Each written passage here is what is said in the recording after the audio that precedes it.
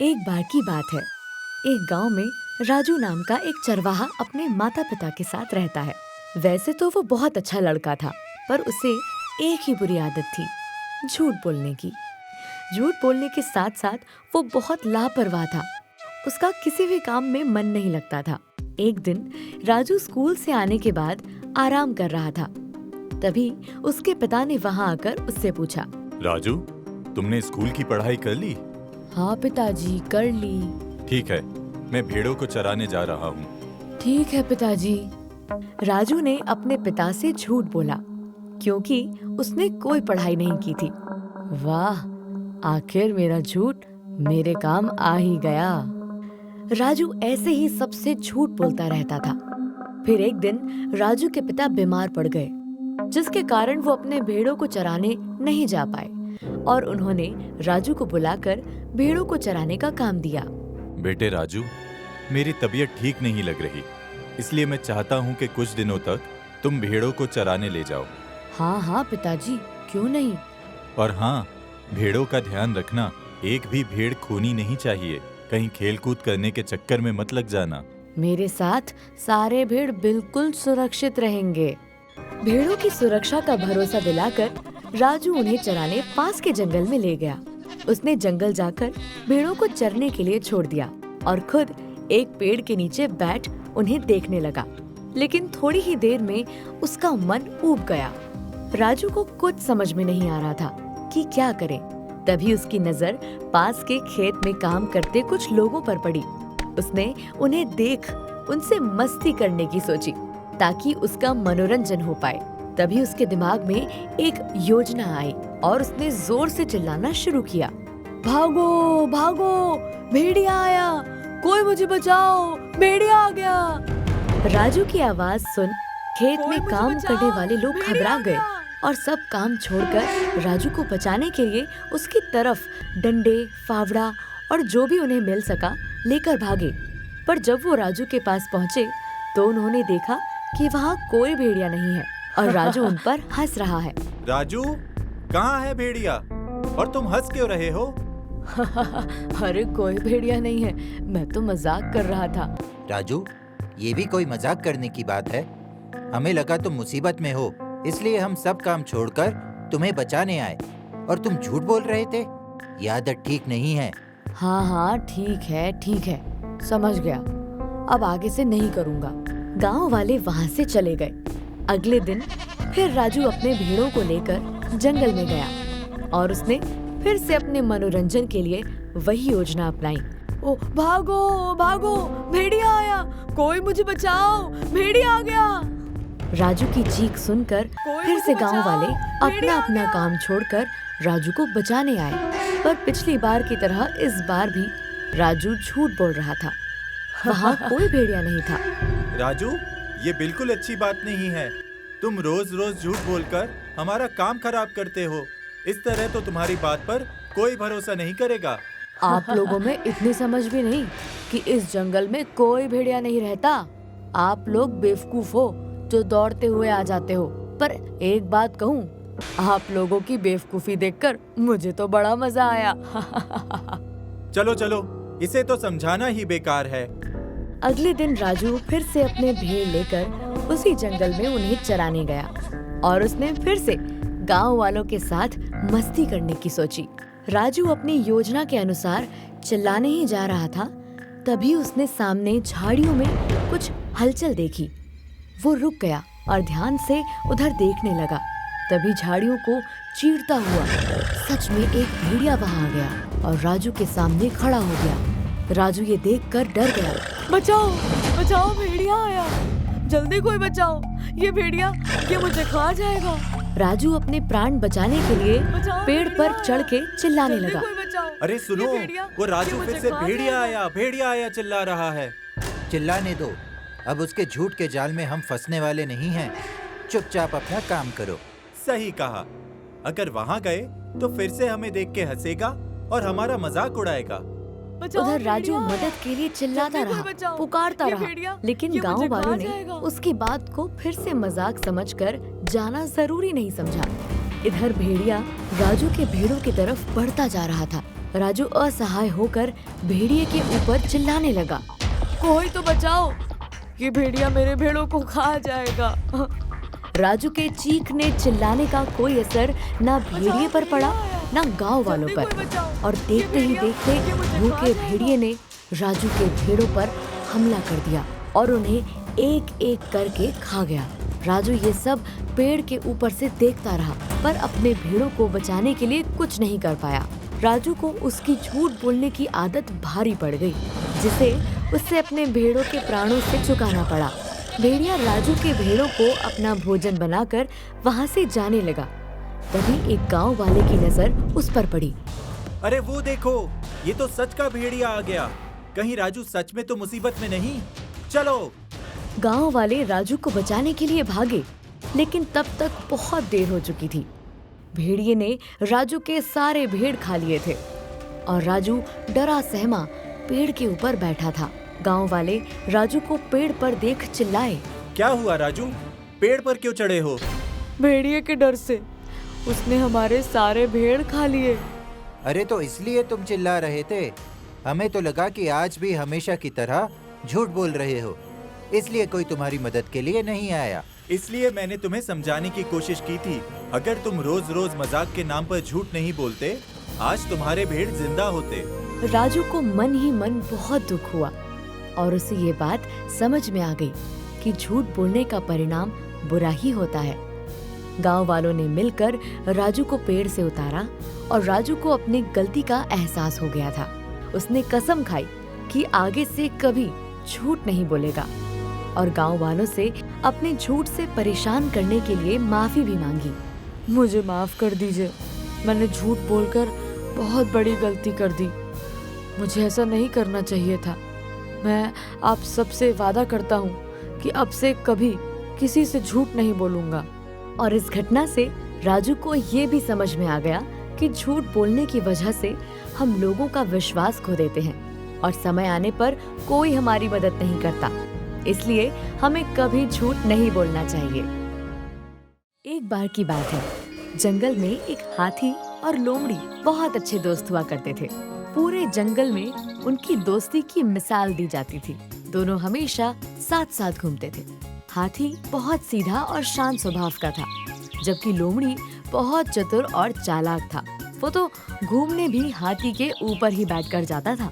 एक दिन हाथी और लोमड़ी दोनों जंगल में घूम रहे थे और दोनों को भूख लगी थी। तभी लोमड़ी की नजर एक आम के पेड़ पर पड़ी, जिसमें एक आम लगा था। लोमड़ी ने आम खाने का एक तरीका सोचा और हाथी से बोला, अगर तुम मुझे अपनी सूंड में उठा लो तो मैं जाकर आम को आराम से तोड़ सकता हूँ।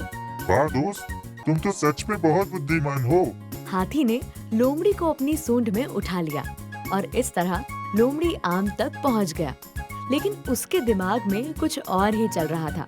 लोमड़ी ने आम तक पहुँचते ही झट से आम को तोड़ा और उसे खा गया और हाथी से कहा, हाथी भाई, लगता है पेड़ में एक ही आम था और वो तो मैं ये सोचकर खा गया कि खुद एक आम खाने के बाद पेड़ के सारे आम तुम्हारे लिए तोड़ लाऊंगा, पर और कोई आम दिख ही नहीं रहा। अब क्या करूं, समझ में नहीं आ रहा।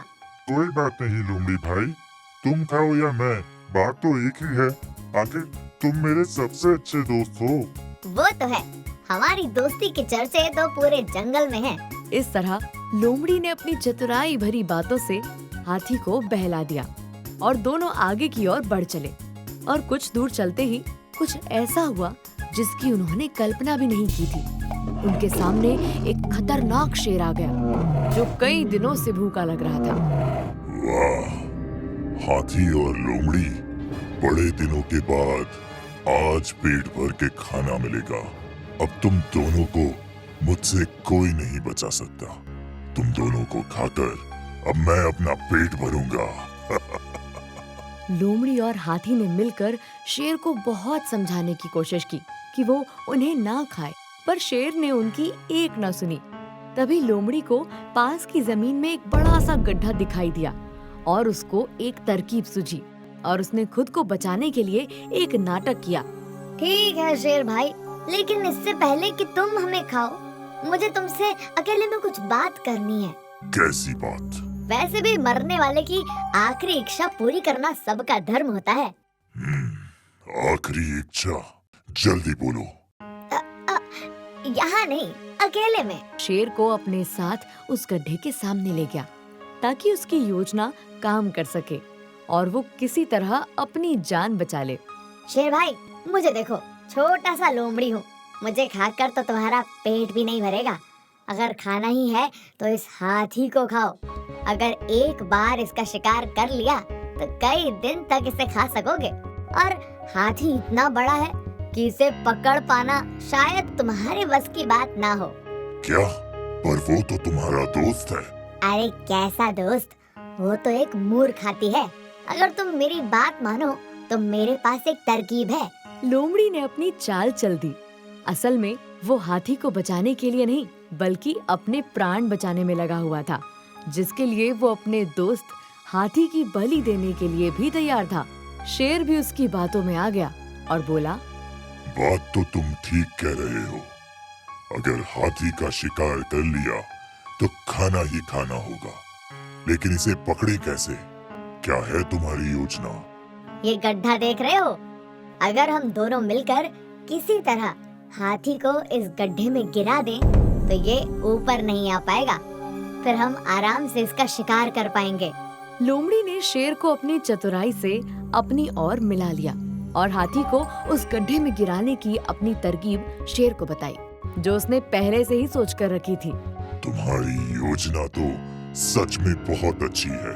अब जल्दी से हाथी को बुला, मैं तैयार हूँ। अब तुम यहाँ से चले जाओ और झाड़ियों के पीछे छुप जाओ ताकि हाथी को मुझ पर भरोसा हो जाए। फिर मैं उसको बुलाऊंगा। ठीक है। शेर खान लोमड़ी की बातों में आकर वहाँ से चला गया और झाड़ियों के पीछे छुप गया। इधर लोमड़ी अपनी योजना के अनुसार गड्ढे के बिल्कुल पास खड़ा हो गया और हाथी को आवाज दी। हाथी भाई, मेरी शेर भाई से बात हो गई है। अब तुम यहाँ आ जाओ, डरने की कोई बात नहीं है। लोमड़ी की बात सुनकर हाथी को उस पर भरोसा हो गया। लोमड़ी के बुलाने पर वो उसके पास चला गया। हाथी बेफिक्र होकर गड्ढे के पास खड़े लोमड़ी से बातें कर रहा था। तभी अचानक से शेर ने झाड़ियों से छलांग मारी और पूरी शक्ति से हाथी को धक्का दिया, जिससे हाथी सीधे उस गड्ढे में गिर गया। लोमड़ी भाई, बचाओ, मुझे इस गड्ढे से निकालो। इससे पहले कि हाथी को कुछ समझ में आता, शेर वहाँ आता है और हाथी को लोमड़ी की सच्चाई बताते हुए बोलता है। भाई, दोस्त, अरे तुम्हारे इसी दोस्त ने ही तो मुझसे मिलकर तुम्हें इस गड्ढे में गिराने की योजना बनाई है। ये तुम्हारा दोस्त नहीं, दुश्मन है। शेर की बातें सुन हाथी हैरान हो गया। लोमड़ी भाई, मेरे दोस्त, ये शेर क्या बोल रहा है? तुम तो मेरे सच्चे दोस्त हो। तुम भला मेरे साथ ऐसा कैसे कर सकते हो? दोस्त? कैसा दोस्त? मैं कोई दोस्त नहीं हूँ। अरे वो तो मुझे तुमसे फायदा होता था, इसलिए तुम्हारे साथ रहता था। अब से मेरा असली दोस्त शेर भाई है और हम दोनों मिलकर तुम्हें खाएंगे। जहाँ लोमड़ी के मुंह से सच्चाई सुनकर हाथी को बहुत दुख हुआ, वहीं शेर उसकी बात सुनकर हंसने लगा। क्या हुआ शेर भाई, तुम हंस क्यों रहे हो? यही सोचकर कि हाथी तो मूर्ख है ही, तुम तो उससे भी बड़े मूर्ख हो। तुम्हें क्या लगता है कि तुम मेरे दोस्त बन जाओगे और मैं तुम्हें बनने दूंगा? अरे जो अपने इतने अच्छे और पुराने दोस्त को धोखा दे सकता है, मैं उस पर भरोसा करूं? अब मैं हाथी के साथ साथ तुम्हें भी खाऊंगा। ये क्या कह रहे हो शेर भाई? मैंने तो हाथी का शिकार करने में तुम्हारी मदद की। चाहे कुछ भी कर लो लोमड़ी, तुम्हारी चतुराई मेरे सामने नहीं चलेगी। मैंने फैसला कर लिया है, मैं तुम दोनों को खाऊंगा। लोमड़ी की चाल उसी पर उल्टी और भारी पड़ गई। हाथी ये सब देख के बोला, देखा लोमड़ी भाई, बुरे काम का नतीजा। हाथी की बात सुनकर लोमड़ी को बहुत पछतावा हुआ। उसने हाथी से माफी मांगते हुए बोला, मुझे माफ कर दो हाथी भाई, मैंने तुम्हारे साथ बहुत गलत किया। फिर शेर ने पहले लोमड़ी का शिकार किया और फिर हाथी का। जिस भोले भाले हाथी ने लोमड़ी को अपना सबसे अच्छा दोस्त समझा था, उसी लोमड़ी के धोखे के कारण दोनों को ही अपने प्राण गंवाने पड़े। कालू कौवे ने अंडे दिए थे जिन्हें देखकर वो बहुत खुश था कि अब वो अंडे फूटेंगे और उसके बच्चे अंडों से बाहर आएंगे। कालू कौवा अपने होने वाले बच्चों के लिए खाने का इंतजाम करने के लिए अंडों को घोंसले में सुरक्षित छोड़कर चला जाता है।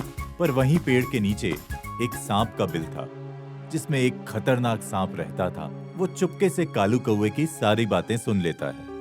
आहा, तो कालू कौवे ने अंडे दिए हैं। अंडों के नाम से ही मेरे मुंह में पानी आ रहा है। अब तो मैं इन्हें खाकर ही रहूंगा। वैसे भी कालू तो यहाँ है ही नहीं, किसी को पता नहीं चलेगा। सांप तुरंत अपने बिल से निकलकर पेड़ में चढ़ गया और कालू कौवे के सारे अंडे खा गया। वाह, मजा आ गया। सांप अंडे खाकर जल्दी से पेड़ से उतर के अपने बिल में चला गया। तभी वहां कालू कौवा वापस आया और देखा कि घोंसले से अंडे गायब हैं। वो परेशान हो गया। मेरे अंडे, मेरे बच्चे कहाँ गए? कालू कौवा परेशान होकर सब जगह अपने अंडे खोजने लगा, लेकिन अंडे कहीं नहीं मिले। तभी वहां से एक चिड़िया उड़ती हुई गुजर रही थी। उसने कालू कौवे को परेशान देखा। कालू मेरे दोस्त, क्या हुआ? इतने परेशान क्यों हो? क्या बताऊं मेरे दोस्त, मेरे घोंसले से मेरे अंडे गायब हो गए, मिल ही नहीं रहे। मुझे तो लगता है वो अंडे गायब नहीं हुए, बल्कि किसी ने खा लिए। कालू उस चिड़िया की बात सुनकर बहुत परेशान हो गया और सोचने लगा। कालू कौवे को उसी सांप पर शक हुआ जो उस पेड़ के नीचे टीले में रहता था। उसने तय किया कि ये बात वो सीधे सांप से पूछेगा। ओ सांप भैया, जरा बाहर तो आओ। कालू की आवाज सुन सांप बाहर आया। क्या हुआ? इतनी जोर से क्यों चिल्ला रहे हो? घोंसले से मेरे अंडे गायब हो गए, आपने देखा है क्या? मुझे नहीं पता, तुम्हारे अंडे किसने खाए हैं? सांप के मुंह से अंडों को खाने की बात सुनकर कालू को फिर से शक हुआ, क्योंकि अंडे खाने के बारे में तो उसने कोई बात ही नहीं की थी। पर सांप भैया, आपको कैसे पता कि अंडे किसी ने खाए हैं? मैंने तो ऐसा कुछ नहीं कहा, कहीं आप ही ने तो। क्या तुम मुझ पर इल्जाम लगा रहे हो? तुम्हारी इतनी हिम्मत, चले जाओ यहाँ से। ये सुन कालू डर जाता है और चुपचाप वहां से चला जाता है, क्योंकि सांप के सामने तो वो वैसे भी कुछ नहीं कर सकता था। कुछ दिन बाद कालू कौवे ने फिर से अंडे दिए। अब मैं क्या करूं? अगर मेरे अंडों को छोड़कर खाना लाने गया तो फिर से कहीं कोई इन्हें खा ना ले। पर खाने का इंतजाम करना भी जरूरी है। एक काम करता हूँ, जाने के पहले अंडों को छिपा देता हूँ। कालू जाने के पहले घोंसले में रखे अंडों के ऊपर पत्ते डाल के उन्हें छुपा देता है, लेकिन सांप अपने बिल से ये सब देख लेता है। सांप फिर से पेड़ में जाकर कालू कौवे के अंडे खाने लगा। तभी कालू कौवा वहां आ जाता है और सांप को अंडे खाते हुए देखता है। तो मेरा शक सही था, तुम ही मेरे अंडे खाते हो। तुम्हारी इतनी हिम्मत कि तुम मेरे अंडे खाओ, मैं तुम्हें नहीं छोड़ूंगा। मुझे बहुत भूख लगी थी, चलो जाओ यहाँ से, वरना तुम्हें भी खा जाऊंगा। ये बोलकर सांप वापस अपने बिल में चला गया। कालू कौवा बहुत उदास हो गया, क्योंकि चाहकर भी वो सांप को कुछ नहीं कर सकता था। सांप उसके मुकाबले बहुत ताकतवर था, पर कालू ने सांप से बदला लेकर उसे सबक सिखाने की ठान ली। फिर एक दिन कालू कौवा उड़ते उड़ते एक राजमहल की तरफ गया और वहां उसकी नजर एक राजकुमारी पर पड़ी, जो राजमहल के बाहर नदी में नहा रही थी। तभी उसने पास में एक पत्थर पर रखे राजकुमारी के चमचमाते हार को देखा, जिसकी रक्षा सैनिक कर रहे थे। हार को देख के कालू के दिमाग में सांप से बदला लेने की एक तरकीब सूझी। जिस मौके की मुझे तलाश थी, वो मौका मिल गया। अब मैं उस सांप को मेरे अंडे खाने की सजा दिलाकर रहूंगा। कालू कौवा उड़ते हुए नदी के पास गया और जल्दी से राजकुमारी का हार उठाकर उड़ गया। पकड़ो पकड़ो, उस कौवे ने राजकुमारी का हार उठा लिया। वो हार राजकुमारी का सबसे प्रिय हार था। सैनिकों, उस कौवे का पीछा करो और मेरा हार वापस लेकर आओ। ये मेरा आदेश है। बिना हार लिए वापस आए तो सजा मिलेगी। राजकुमारी का आदेश सुनकर सैनिक कालू कौवे का पीछा करने लगे। कालू भी यही चाहता था, वो राजकुमारी के हार को लेकर उड़ते उड़ते अपने पेड़ के पास पहुंच गया। कालू ने तुरंत वो हार सैनिकों को दिखाकर पेड़ के नीचे बने सांप के बिल में डाल दिया। अब आएगा मजा।